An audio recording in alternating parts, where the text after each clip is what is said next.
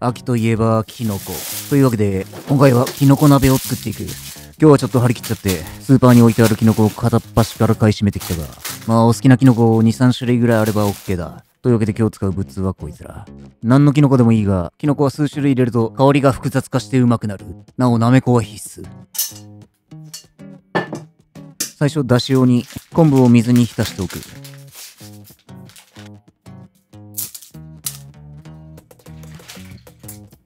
水を1リットル。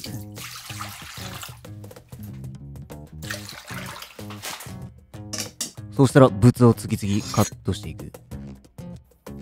まずは椎茸。軸は手で引っこ抜ける。先端の石突き部分だけ硬いので取っておく。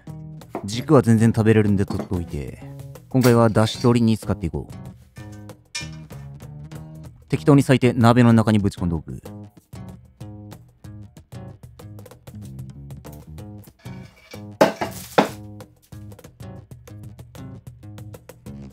傘の部分は鍋っぽく飾り切りでもしておくが、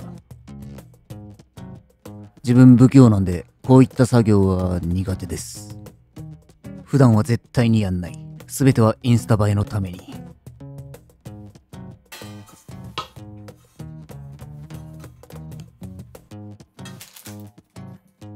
続いて茶えのき。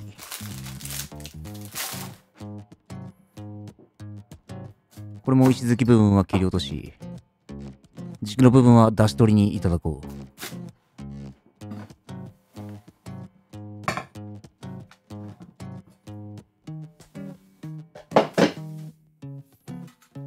舞茸、平茸、しめじは食べやすい大きさに裂いておく。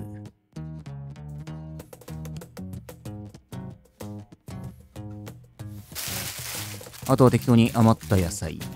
白菜は内側から使うように。こうやってカットされた白菜であろうと、外側から内側に絶え間なく養分を送り続ける。よって内側から使った方が長持ちする。適当に一口大にざく切り。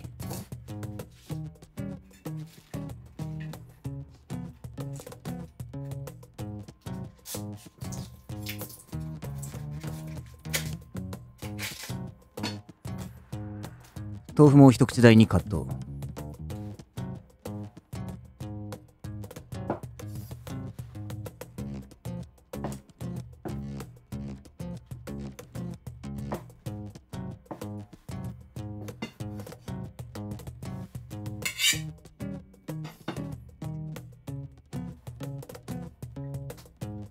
万能ネギ。小口切りでもいいが、今回は5センチ幅ほどに切っていく。この切り方をすると映える。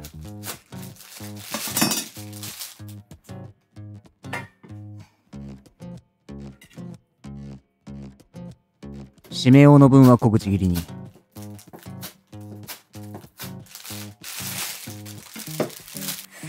というわけで仕込みは以上だ。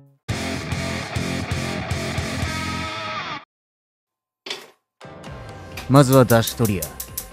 昆布とキノコの軸を水から煮出していく。だしパックや顆粒だしで代用しても OK だ。沸騰直前になったらこいつらを取り出す。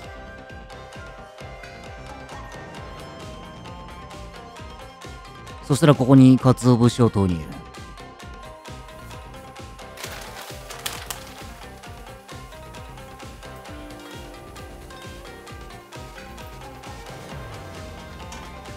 節を投入したら弱火にし3、4分ほど煮出していく。出汁が出たら取り上げる。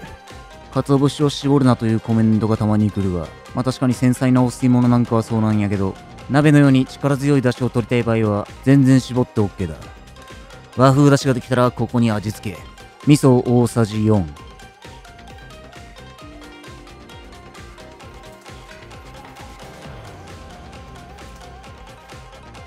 ここにみりん大さじ2。調味料を入れたらよくかき混ぜて味噌を溶かす。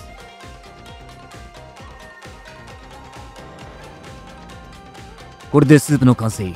薄かったら塩を足してくれ。そうしたら次々と具材をぶち込んでいく。さっきのキノコの軸も食えるんで入れとこう。豆腐と野菜。今回具材が多いんで肉は入れてないが、もちろん入れても OK だ。そしてキノコをいい感じに敷き詰めていく。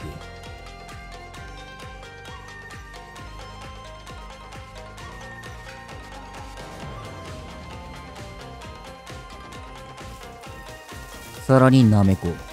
なめこはぜひ入れることをお勧めする。そしてここに納豆2パックを勝ち込みや。こいつがこの鍋にコクと深みをもたらしてくれる。納豆嫌いなやつは無理に入れなくてもいい。ここでは納豆のタレは入れてないが、入れても美味しい。今回は味変で使っていく。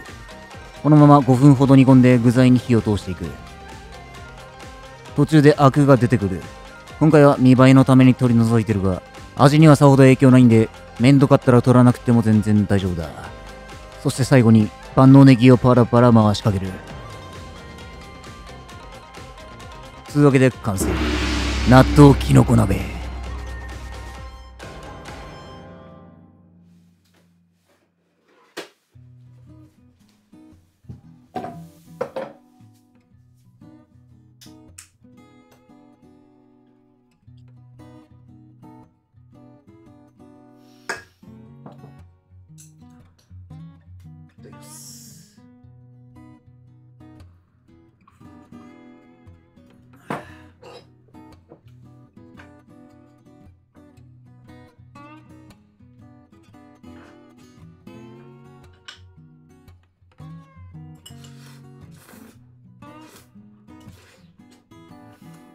うますぎる。スープは出汁を効かせた味噌ベースのシンプルな味付けだが、数種類のキノコを入れまくったせいで、なんとも香り高い芳醇な味わい。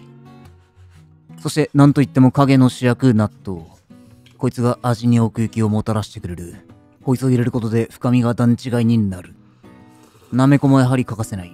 なめこの納豆によりスープがほのかにとろみがつき、各具材にスープがまとわりついて実にうまい。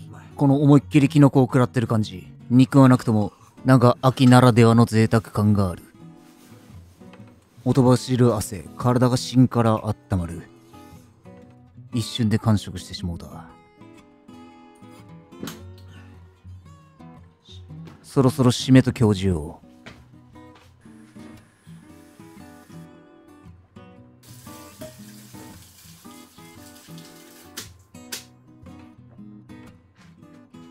8人でつけ麺にしてみた。麺は平打ち麺だ。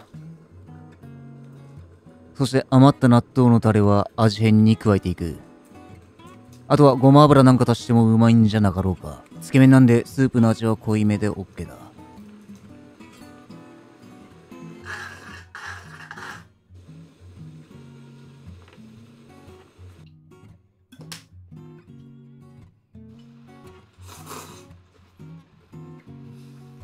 うますぎる。とろみのあるスープが麺にまとわりついてクソうまい。醤油だれが加わるとよりうまくなった。最後のピースが揃った感じ。このうまさ、このとろみ、飲むように麺が消えてなくなる。箸が止まらん。